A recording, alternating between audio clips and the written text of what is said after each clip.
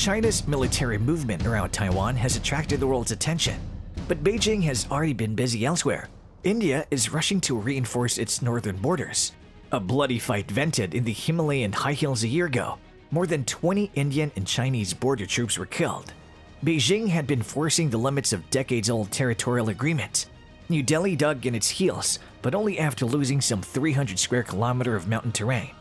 The two have been engaged in a frosty standoff ever since. No further fighting has so far occurred between the nuclear-armed neighbors, but tensions remain high.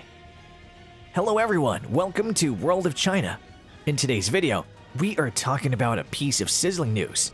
India deploys 50,000 troops and fighter jets to China border. Things are getting heated, so stay tuned with us and make sure you hit the subscribe button. A brief battle in 1962 set the scene for the boiling tensions. Communist China, which invaded Tibet in 1949, wanted to push its borders to the southern side of the Himalayas from where it could observe a broad expanse of India's lowlands. New Delhi has accepted Beijing's expansion of neighboring Tibet, but it won't allow attempts to redraw its borders. This is why about 20 of its troops died after a brutal fistfight on the banks of the freezing, thin-aired Pangong Tso glacial lake in June last year. China has never honestly revealed the full extent of its own casualties. With this significant development at the India-China border, India added another troop of 50,000 to its existing 200,000. The development is said to be a defensive mechanism in case efforts are made from another side to infiltrate into Indian territory or an attack from the rival camp. It's been in response to China's ongoing massive military buildup. Nearly 12 months after high-level military talks acted an agreement for a contemporary withdrawal, neither side has backed down. Reinforcing such troops is a tricky business. It takes up to 6 weeks to acclimatize the human body to the combination of cold and low atmospheric pressure. Simply rushing troops up to the mountain plateaus could kill them. Military analysts say India now has a total of 200,000 troops mobilized to maintain the border's status quo. Most of these have been redeployed from India's tense Kashmir region on the border with Pakistan. Some 20,000 new troops appear to have been sent to reinforce Ladakh. Another 30,000 have moved to the eastern state of Arunachal Pradesh. These have been positioned between Bhutan and Myanmar and on the four-way border junction with Bangladesh. New Delhi's aging air force has begun to receive new French-built Rafale fighter jets. These are being sent directly to the front lines as they arrive. In June last year, following several months of rising tensions along the India-China border in the Himalayan region of Ladakh, 20 Indian soldiers and reportedly 4 Chinese soldiers were killed in the deadliest clash between the two countries in more than 50 years. Prohibited from firing weapons, the two sides alternately met on the icy mountain precipice of Galwan Valley anciently, using spike clubs and engaging in hand-to-hand combat, with several soldiers falling to their deaths. The clash didn't result in all-out declarations of war, but pledges of de-escalation and multiple rounds of failed military talks have instead been dominated by a year of the troop, artillery, and infrastructure buildup on both sides of the 2,100-mile border, unlike at any other time in history, not even when China invaded India in 1962. Indian army officials allege the Chinese People Liberation Army or PLA is becoming more hostile with every passing day. Though recent conflicts between the two sides have been denied by the Indian government, army officials told The Guardian that the situation in areas of eastern Ladakh include Galwan Valley and hot springs remain extremely tense. Indian army officers described the military buildup on the border of Ladakh as like never before.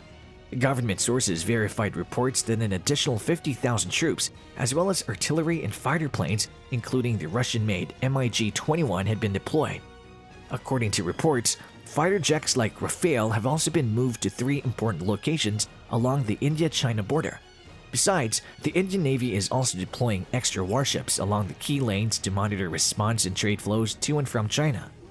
However, it's not clear how many additional troops or total troops China has deployed at the border.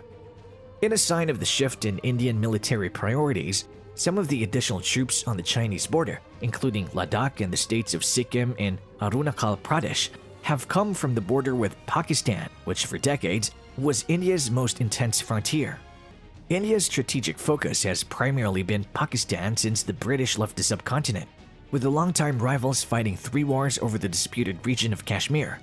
Yet since the deadliest India-China fighting in decades last year, Prime Minister Narendra Modi's administration has sought to ease tensions with Islamabad and concentrate primarily on countering Beijing. For Prime Minister Narendra Modi, the change comes as the COVID pandemic has seriously affected the economy in the past 4 decades, leaving less money for defense. At the same time, India is raising security cooperation with other Quad partners like USA, Japan, and Australia to gain leverage against China. It is seen as a crucial move because India's military primarily focusing on preventing the Chinese moves, and the added deployment will offer Indian commanders more options to attack and seize territory in China if required. The strategy known as offensive defense, including a deployment of more helicopters to airlift soldiers from the valley to the valley, along with the artillery pieces like the M777 howitzer built by BAE Systems Inc. The strength of Chinese troops in the border is still not clear. There is thought that the People's Liberation Army recently moved additional forces from Tibet to the Xinjiang Military Command, which is effective for patrolling disputed areas.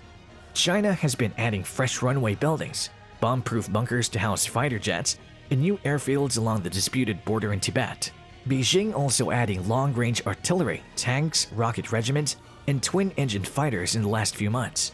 Hence, the greatest test for both sides was surviving the hostile winter, where temperatures dropped to below 40 degrees.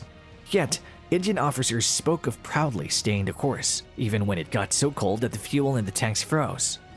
Despite the freezing temperatures, the soldiers have to stay in tents that can be moved quickly. In some of the most rigid areas, a buffer zone has been agreed upon between Indian and Chinese troops to prevent troops from coming to strikes. The horror now is that the slightest miscalculation could lead to an even deadlier conflict. Several recent rounds of military diplomatic talks with China have made insignificant progress toward a return to the quiet status quo that had prevailed along the border for decades. But the Chinese Foreign Ministry spokesman Wang Wenbin said to the news reporter that the present situation on the border between China and India is generally stable, and the two sides are negotiating to resolve relevant border issues. In this context, the words, deeds, and military deployments of relevant military and political leaders should help ease the situation and increase mutual trust between the two sides, not the other way around. Wang Wenbin reportedly stated that the misunderstanding and additional security deployment can also trigger more violent conflicts. Meanwhile, Defense Minister Rajnath Singh, during his Ladakh visit yesterday, and after paying glowing tributes to the 20 soldiers killed in Galwan Valley clashes in June last year, said the country will never forget the sacrifices of 20 martyrs at Galwan Valley. He also included, India is a peace-loving nation which doesn't believe in aggression. However, if provoked, we will give a befitting reply. Well, that's all for today. Thanks for watching the video. Give this video a big thumbs up and let me know your thoughts in the comment box. For more exciting videos, subscribe to this channel and hit the bell icon for notifications. I'll be back with another exciting video soon. Till then, check out our channel for more exciting videos and stay tuned.